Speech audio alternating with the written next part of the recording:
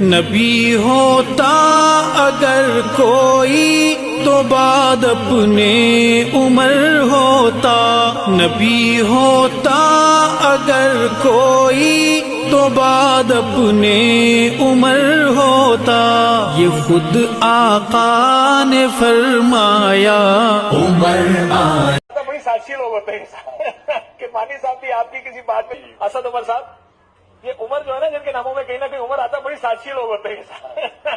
نحمدہ ونصلی علی رسولہ الکریم، اما بعد۔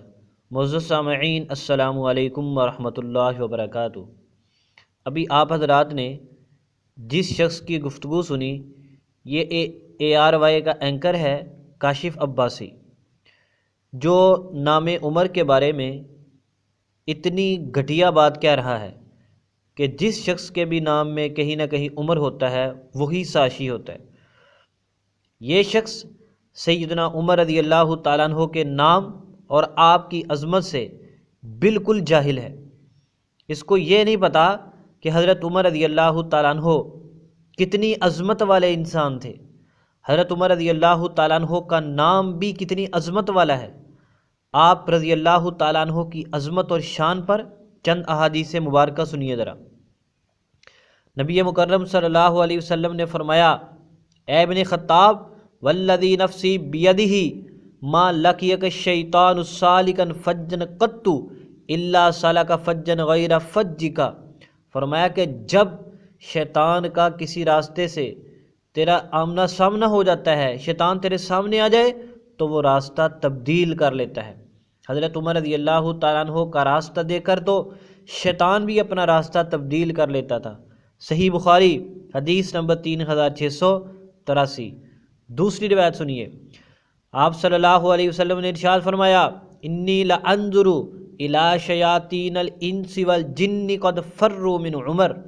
آپ نے فرمایا کہ میں تو دیکھ رہا ہوں کہ انسانوں کے شیاطین اور جنات کے شیاطین حضرت عمر رضی اللہ تعالیٰ عنہ سے بھاگ رہے ہیں۔ جامع ترمذی روایت نمبر 3691۔ صرف شیاطین جنات کے نہیں بلکہ انسانوں میں بھی جو شیاطین چھپے ہوتے ہیں وہ بھی حضرت عمر رضی اللہ تعالیٰ عنہ سے بھاگ جاتے ہیں۔ آپ حضرت عمر رضی اللہ تعالیٰ عنہ کی عظمت دیکھیں، ان کی ذات کی طرح ان کے نام کا بھی اتنا رعب ہے۔ آپ کسی دروازے کے اوپر سیدنا عمر رضی اللہ تعالیٰ عنہ کا نام لکھ دیں، آپ دیکھیں گے کوئی کالا شیطان کا چیلا وہاں سے گزرنے کی جرت نہیں کرے گا۔ جس شخص کے، جس ہستی کے نام میں اتنی پاور ہے، اتنی عظمت ہے، اتنا دبدبہ ہے، اس کی اپنی ذات میں کتنا دبدبہ ہوگا۔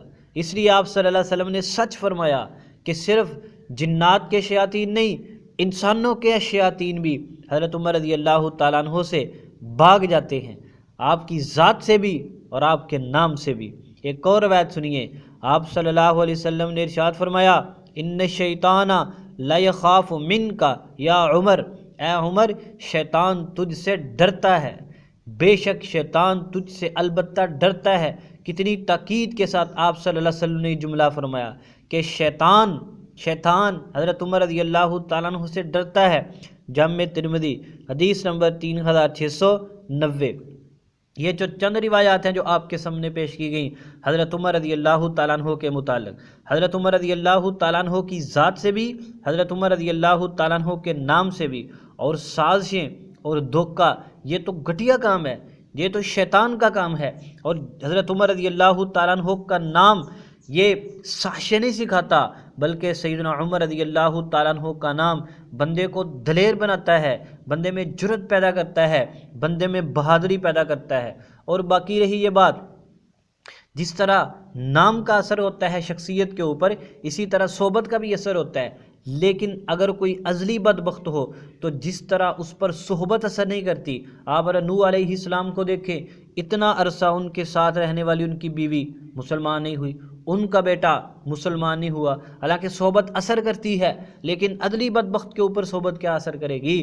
اسی طرح نام بھی اثر کرتا ہے، لیکن جس بندے کی قسمت میں بدبختی لکھ دی گئی ہو، اب جو منافقوں کا سردار ہے اس کا نام کتنا پیارا ہے عبداللہ، لیکن اس کے کام کتنے شیطانوں والے تھے، تو نام نے اثر کیوں نہ کیا؟ وہ تھا ہی عدلی بدبخت۔ اس لیے اگر کوئی بندہ ساشی یا دھوکے باز ہے، فریبی ہے، تو وہ اس کی اپنی بدبختی ہے، اس میں نام کا کوئی قصور نہیں ہے۔ اگر اس طرح کوئی ایک بندہ عمر نام کا کام کر جاتا ہے تو تم ایک اصول ہی بنا دیتے ہو، تو پھر یہ بتاؤ مسلمانوں کے عظیم لیڈر سلطان ٹیپو رحمۃ اللہ علیہ کے ساتھ غداری، دھوکہ، سازشیں کرنے والے کون تھے؟ میر جعفر، میر صادق۔ تو کیا ان کو لے کر حضرت امام جعفر صادق رحمہ اللہ پر اعتراض کرنا شروع کر دو گے؟